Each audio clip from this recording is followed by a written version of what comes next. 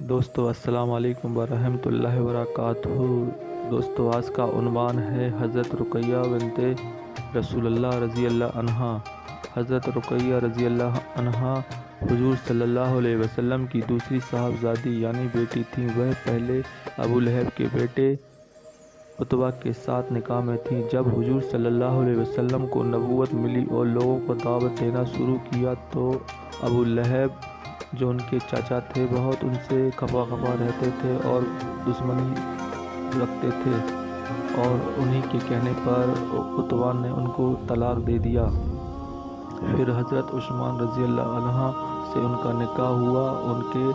ان سے ایک لڑکا عبداللہ پیدا ہوئے۔ جب حضرت رقیہ رضی اللہ عنہ حضرت عثمان رضی اللہ کے ساتھ حبشہ ہجرت گئیں۔ حضرت رقیہ رضی اللہ عنہا حضرت عثمان رضی اللہ کے ساتھ حبشہ ہجرت کر گئیں۔